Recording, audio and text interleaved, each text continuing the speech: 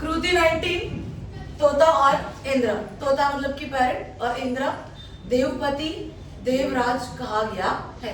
ये दोनों के बीच की बातचीत आपको ये पोएम के अंदर बताई हुई है। ये पद्य है, पोएम है, चैप्टर नहीं है। और इसके अंदर तुम लोग को एक स्टोरी दी गई है जो कि कहाँ की है, काशी नाम की जगह की है। काशी पवित्र स्थान माना जाता है, ठीक है। तो एक बार ऐसा हुआ कि जो काशी के नजदीक एक जंगल है ना, यहाँ पे एक वर्ड मैंने लिखा है वन। वन का मतलब होगा जंगल। एक जंगल है जो कि सुनसान है। आपको वर्ड दिया है निर्जन। जन मतलब कि लोग और निर्जन का मतलब होता है ऐसी जगह जहाँ पर लोग ना हो। तो निर्जन का पर्यायवाची होगा सुनसान, ठीक है।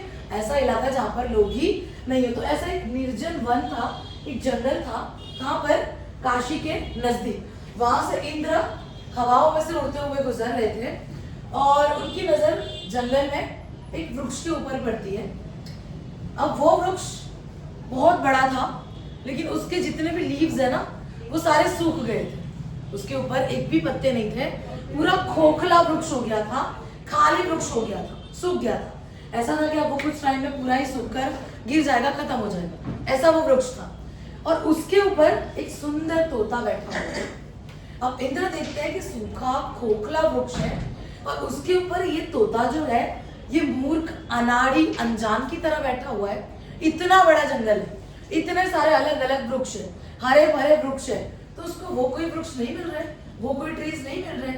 ये मूर्ख तोता है, ये क्यों ऐसे खोखले वृक्ष के ऊपर बैठा हुआ है, वो भी इतना सुंदर तोता है। तो वो जाता है इंद्र वो तोते के पास और उसको जाके कहते हैं कि हे तोते, तो कितना मूर्ख है, इतना बड़ा जंगल है, इतने सारे हरे भरे वृक्ष है, तो तू वो सारे वृक्ष को छोड़कर, वो सारे ट्रीज को छोड़कर अनजान और अनाड़ी की तरह, मूर्ख की तरह ये खोखले वृक्ष में क्यों बैठा है? पूरा सूख चुका है, लीव्स भी नहीं है इसके ऊपर। तो अब तोता इंद्र को जवाब देता है, देवपति को, देवराज को वो जवाब देता है और ऐसा कहता है कि नहीं, ये वृक्ष जो है ना, ये पहले ऐसा नहीं था। मेरा जन्म इसी वृक्ष पर हुआ है, बचपन भी इसी वृक्ष में मेरा गुजरा है।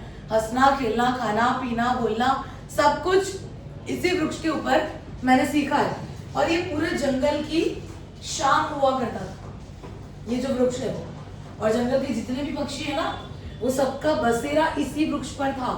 इतना घटादार और मोदमयी वृक्ष था। मोदमयी इसका मतलब होता है आनंदित। मोदमयी मतलब आनंदित, ठीक है। ऐसा वृक्ष था। लेकिन हुआ क्या, एक बार जंगल में एक शिकारी आया और उसने विष बुझा बाण मार दिया।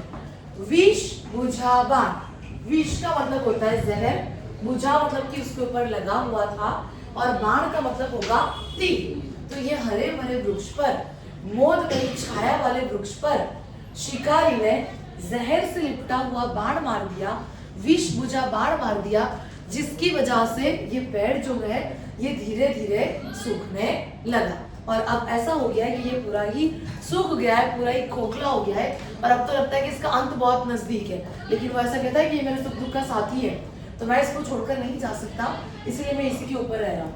और इसका अंत भी हो जाएगा ना, तब भी मैं यहीं पर रहूंगा, इसी के साथ मेरा अंत हो जाएगा, मेरी मृत्यु भी हो जाएगी ना, वो भी चलेगा, लेकिन मैं इस वृक्ष को छोड़ नहीं सकता।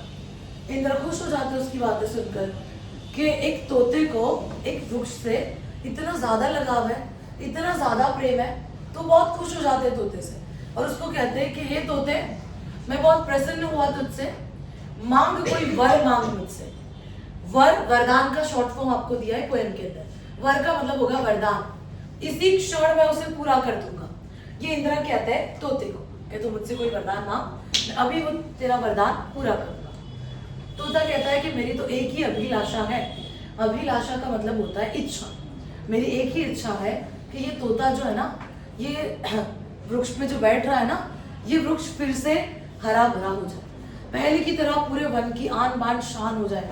विशाल घटादार वृक्ष ये जो पहले था, ये दोबारा वैसा बन जाए। इंद्र उसकी बात सुनकर कहते हैं तथास्तु, और वो जैसे ही तथास्तु बोलते हैं, वो वृक्ष जो है वो दोबारा पहले की तरह विशाल मोदमयी छाया वाला, लीव्स वाला, जंगल की शान घटादार वृक्ष बन जाता है, ठीक है। Hard words. तरुवर का मतलब होगा वृक्ष और तरु का मतलब भी होगा वृक्ष।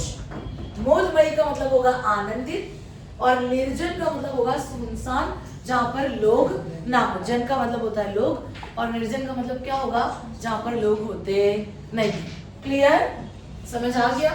चलो